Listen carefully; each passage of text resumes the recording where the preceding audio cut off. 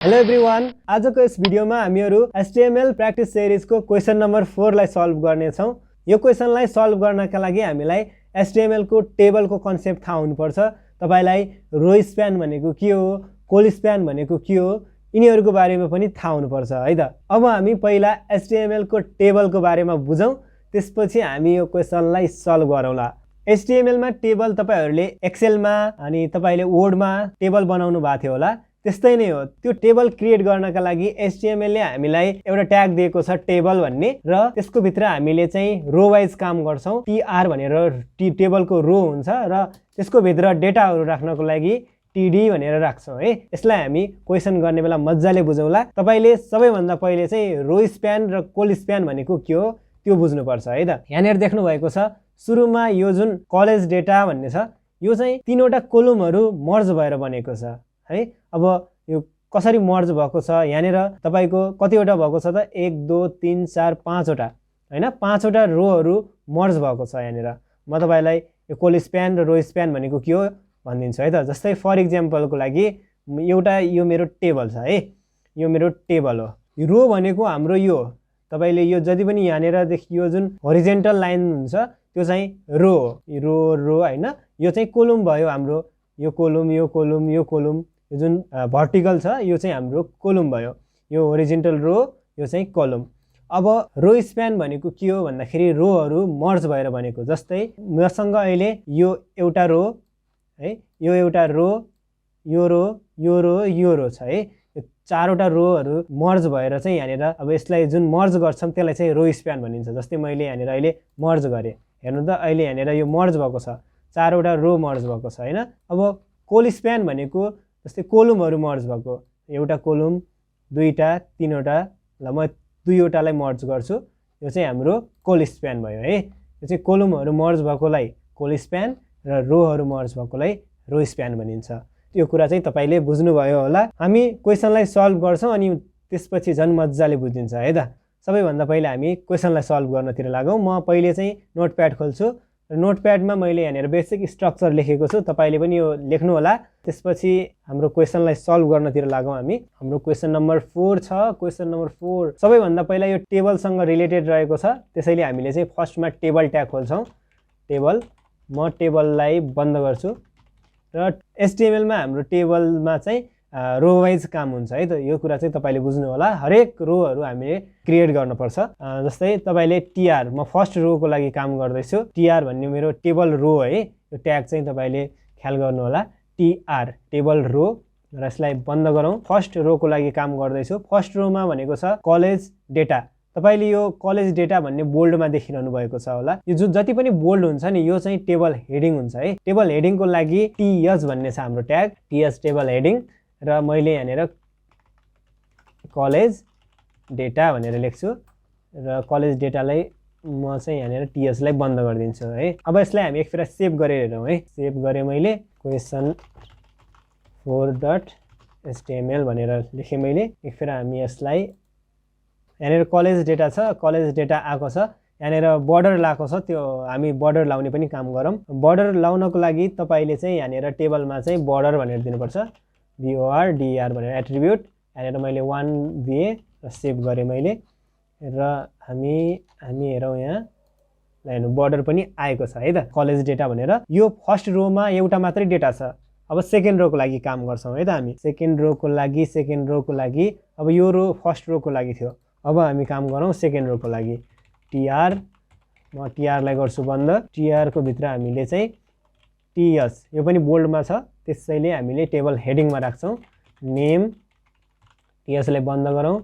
अनि अर्को डेटा पनि छ, जति पनि डेटा छन् हामीले यो रोको भित्र राख्छौं। th uid ts, अब th dpt ts। एकफेर हामी सेभ गरौँ र यसलाई रिफ्रेश गरौँ। यहाँनिर हेर्न सक्नुहुन्छ तपाईले, यहाँनिर नेम, uid, डिपार्टमेन्ट आएको छ, र यो जुन कलेज डेटा हाम्रो तीनवटैमा मर्ज हुनुपर्ने थियो त्यो मर्ज भएको छैन है। त्यसका लागि हामीले चाहिँ के गर्छौं भन्दाखेरि हामीले चाहिँ यहाँनिर कोलमहरु मर्ज भएको हुनाले है, कोलमहरु मर्ज भएको हुनाले हामीले चाहिँ कोल स्प्यान लेख्छौं है। कहाँनिर लेख्ने भन्दाखेरि यहाँनिर है, यहाँनिर कोल स्प्यान कोलमहरु मर्ज भएकोले कतिवटा भएको छ त 1 2 3 वटा है 3 वटा मर्ज भएको छ भनेपछि 3 लेख्छु म अनि एकपल्ट सेभ गरेर हेरौं हाम्रो ल हेर्नु अहिले यो 3 वटैमा मर्ज भएर सो भएको छ हैन तपाईले देख्नु भयो होला यहाँनिर कलेज डेटा भन्ने 3 वटैमा मर्ज भएको छ अहिले ल अब हामी थर्ड रो को काम गरौं टीआर लाई बन्द गरौं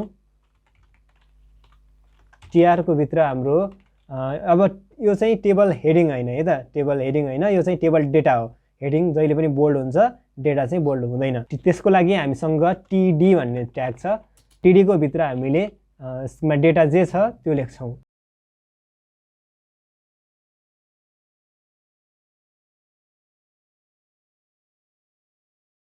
ल अब हामीले थर्ड रो पनि डिजाइन गरेका छौं सेभ गरे मैले एकपल्ट हेरौं यसलाई हाम्रो कस्तो देखिएको छ ल हेर्नुस् अहिले यहाँनिर देखिएको छ हाम्रो है रमेश खड्का यो भनेर आएको छ अब हामी फोर्थ रो को काम गरौं फोर्थ रो को लागि म फेरि टीआर खोल्छु टीआर लाई गर्छु बन्द टीआर को भित्र हाम्रो टीडी ओके अब यसमा यति नै छ है सेभ गर्छु म एकपल्ट हामी फेरि यसलाई रिफ्रेश गरेर हेरौं ल हेर्नुस् यहाँनिर यो जुन आको छ है यो जुन बीसीए भन्ने छ नि यो चाहिँ तपाईको यी सबैमा चाहिँ मर्ज भएर आउनु पर्छ है कतिवटामा मर्ज हुनु पर्छ भन्दाखेरि तपाईको रो कतिवटामा 1 2 3 4 5 वटा रोमा चाहिँ मर्ज हुनु पर्छ यो बीसीए अब यो रो मर्ज भएकोलाई हामी भन्छौं रो स्प्यान अब बीसीए को यसमा चाहिँ हामी ट्याग को भित्र चाहिँ हामी चाहिँ रो स्प्यान इक्वल्स टु 5 भनेर दिन्छौं एकपल्ट सेभ गरौं हामी रिफ्रेश गरौं अहिले हेर्नु त यो अहिले दुईटामा मर्ज भएको छ हामीले 5 वटा लेख्दासम्म चाहिँ यो मर्ज हुन्छ डेटा अब हामी अर्को रो को काम गरौं म यसलाई नै कपी गर्छु यसलाई म कपी गर्छु कपी गरेर यसको भित्र लेख्छु हामी निलेश राई को ठाउँमा लेखौं हामी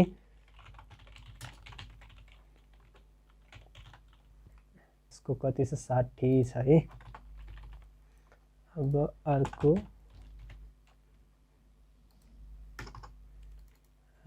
सरोज